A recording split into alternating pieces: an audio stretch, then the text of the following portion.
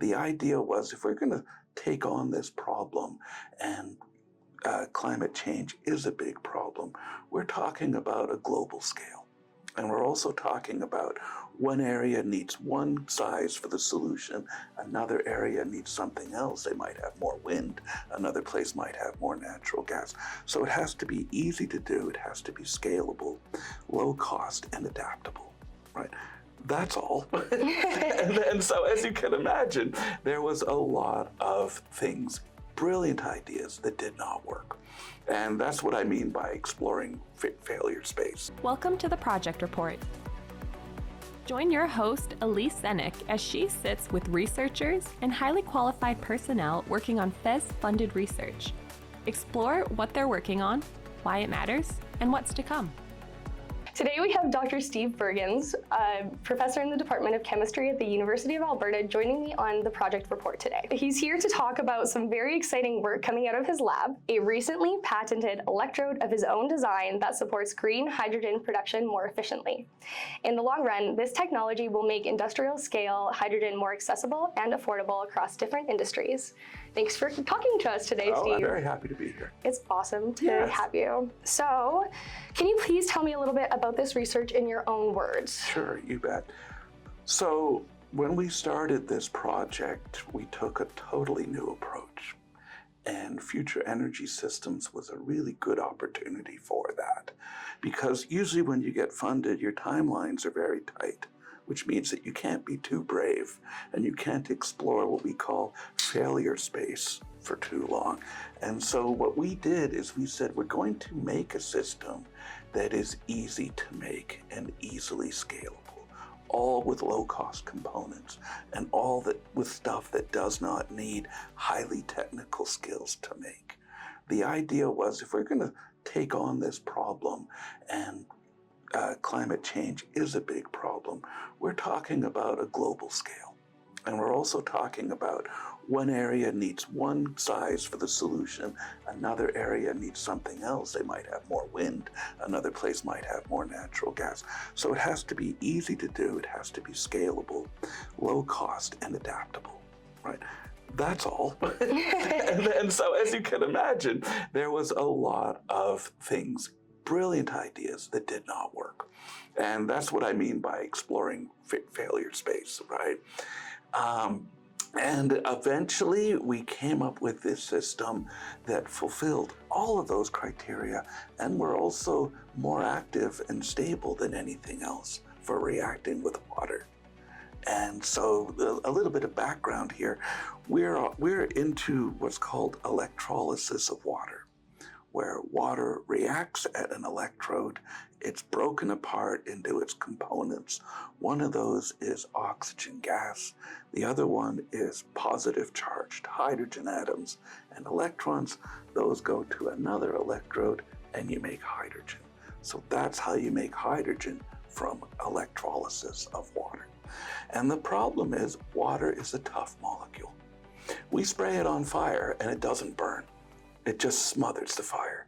So any electrode that's going to work with water has to be very active and stable and low cost and scalable and all those other things.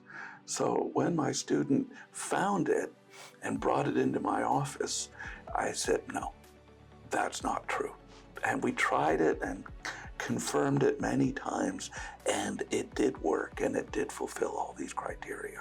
It was really exciting and scary. Yeah, very exciting and scary. Why was it scary? Well, because a failure is disappointing. A really good result is scary because you want to make sure that it's done right, that it's reproducible. And I mean, there are cases where people go out and say, we've discovered this thing, but they didn't quite check everything and they found out there was an error in one, or not an error, but they just overlooked something in the measurement and you have to kind of take it back. And so we did as many checks as we could before we brought it out into public, right? So that's why it's scary. I guess it's, you don't want to be a fool. Yeah, I guess, no accidental flukes. Yeah. You don't want to like call the celebrations too early, I suppose. You don't. Well, you do, but you don't. Right? It's exciting. It's exciting. It's so exciting. Right, yeah, right. no. And then you mentioned, so the problem being green hydrogen production, Yeah. it's not really scalable right now, but it gives a good option because it's one of the cleaner ways to produce hydrogen, absolutely. which is a clean fuel. Yeah. Well, hydrogen is the smallest molecule, and it's used everywhere.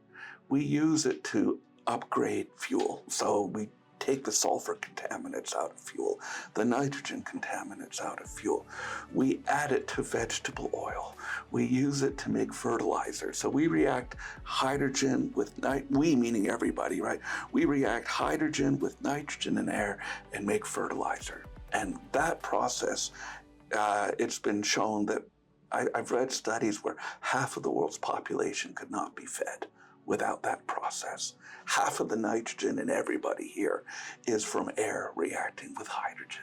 And as you said, we use it as fuel in fuel cells. We use it to make green steel. We use it to make methanol. A lot of these things are going on in this province, by the way, right? And so without hydrogen, everything would be shut down very quickly. And so right now, most hydrogen is made in a central factory by steam reforming, where you react natural gas with water, and it creates CO2 that you have to deal with. It needs a lot of energy. It's a centralized system, so you've got to pipe the hydrogen out to where people need it. It's good in some places, but it's not as adaptable or as green as it could be. And so what we're doing is making hydrogen without CO2 emissions, or with minimizing that. Which is very exciting. Yeah, absolutely. And so we now have an end result. Can you tell me a little bit about how you got here? What got you interested in hydrogen research or hydrogen-related research in the first place? You know, it has always been a challenge, and it sounds a little bit goofy, but I wanted to do research that had impact outside of academics, in academics as well. But I thought, you know, can we do something that will impact other people? Right? So it's very rare to have a discovery in a lab that goes out as far as this one did. So I'm very grateful that we got it.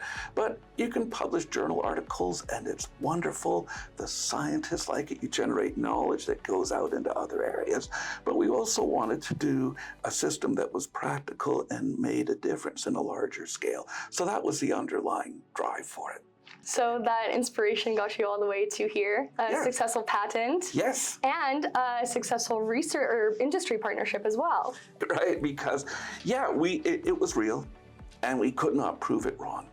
And so the next step was to go through some legal stuff with the university, assigned it to the university, patented it, and then get commercial partners, industrial partners, to see if they want to actually use it to make a product.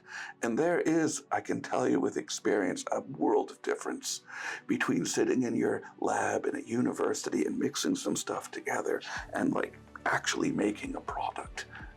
We never thought we'd get this far, but because we were so scalable, right? When we finished licensing it with the university, we contacted just about every company that we could working in this area. Now, it's such an important area, and so many people are working on it that the companies get 50 phone calls a day. I've got a new invention. You've got to try it. It's great, right? And so they're like, yeah, okay. And so a company called Cypher Neutron, which is a wonderful company in Ontario, answered, and after a while they sent us their blanks. We coded it with our technology, and we got that done in a week and a half and sent it back to them. And again, it has to be scalable and easy to do. If someone's running a company and I say, I've got a new invention, change everything, they're like, we can't, right? But if you can incorporate this into what you're doing easily, that's a better route for them. And so we made some electrodes, sent it back, and then a couple weeks, because they tried it and called us and said, how did you do this? And we told them, and then we repeated it several times. So that's the other big thing. You can do something in your own lab, but can you transfer it to another lab with people who've never done it before to get it to work? And they were able to do that very quickly. Right. And at that point, they licensed it. And there was a lot of talking about that. I'm amazed at how complicated that process is, you know. I can work in a lab.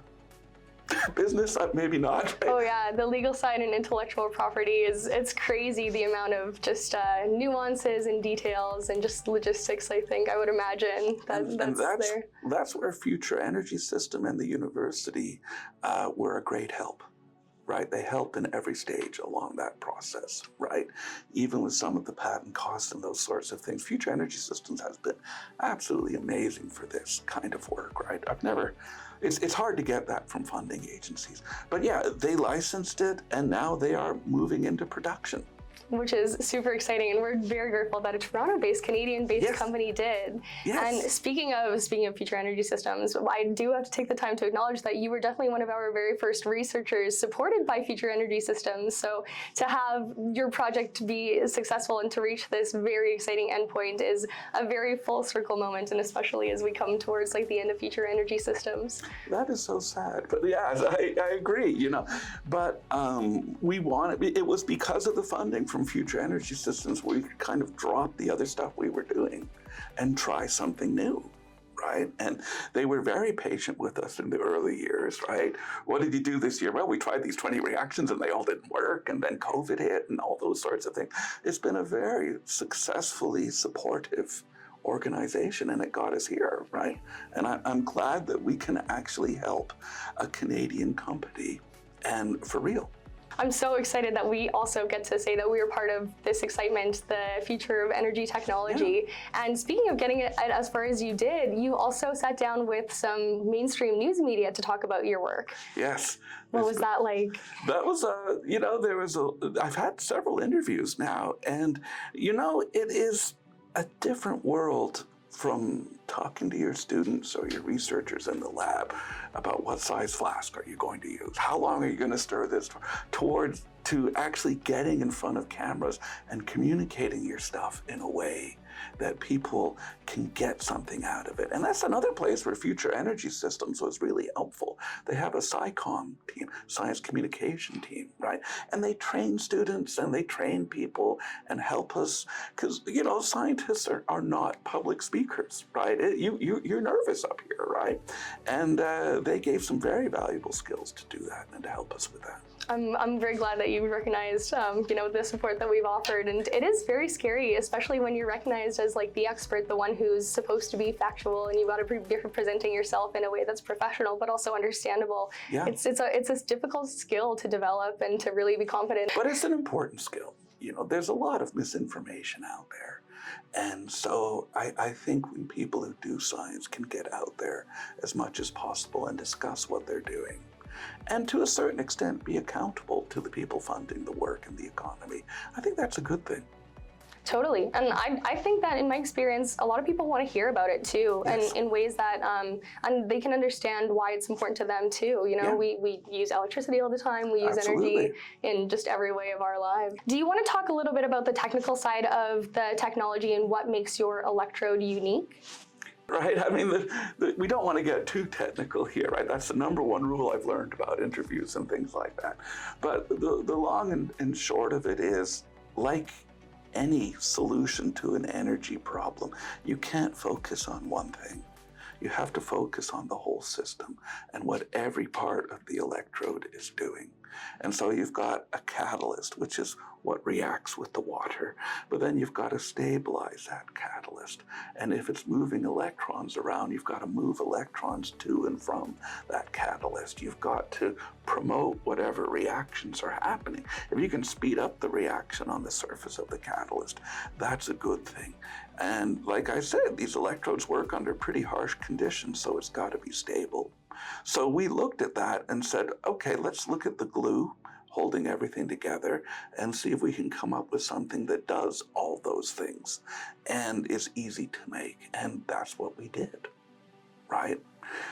I don't want to say we were lucky, folks, but I do want to say that we were really happy when we got it to work, right?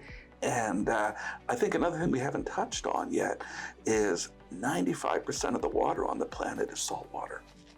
And so if you want to take water and turn it into electricity, you really want your system to work with ocean water. and salt water. And one of the things we did is we had a friend of ours get a water bottle, dip it in the ocean beside Vancouver, bring it over here, and we tried it, and it works just fine. Wow. And that is a huge area where we want to go. I mean, we can imagine one of these electrolyzers sitting on the shore of the ocean. You've got the wave energy, the wind energy, the tidal energy, the sunlight, and the salt water. You should be able to make a lot of hydrogen cleanly that way. What else excites you, I suppose, about this research right now? You know, I think the big thing that excites me is coming in the lab every day, parking in the parking lot at the university, and working up the energy to step out of the car.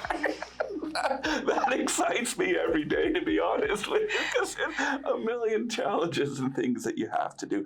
But theoretically, chemical-wise, we want to, of course, we're working very closely with Cipher Neutron to transfer the technology, to help in any way we can to get this incorporated, to build a saltwater system with them. Long-term, I like the idea of getting solar energy directly into these reactions and speeding them up. That's another big part of our future energy systems project, and see if we can combine those and maybe shine some light on these electrodes to speed them up a little bit as well. Yeah, nothing really ever stops, as you said, and there's always something to do. We've got to keep going. Yeah, you ask what excites me, I can give you an answer now. In a couple other hours, it's, you know, whatever the next problem is that we have to take on, right? That's what I guess the process, right? The process. Yeah, it's definitely what makes all the hard work worth it. Yeah. Yeah. I mean, commercializing is hard, and working with the company is very exciting. And Cipher Neutron is an amazing company to work with. They're very adaptive, very hardworking. They've got an awful lot of good ideas. So moving forward with that collaboration excites me a lot. Yeah, and we're super excited for you as well, Steve. Yeah. So wishing you all the best, and congratulations again. Thank you so much. Well, I guess as we wrap up, is there anyone else that you would like to thank today? Well, I want to thank, first of all, everybody at Future Energy Systems. The university has been very helpful. The governments involved, the provincial and the federal governments, have been very supportive with the funding with this research. My group, of course, the people working on this project, the initial discoverer, Jin-Kun Liu, and now the folks carrying it on, Shumudip, my postdoc. This is not easy work. To get something like this to work is difficult, and I can't do anything without them.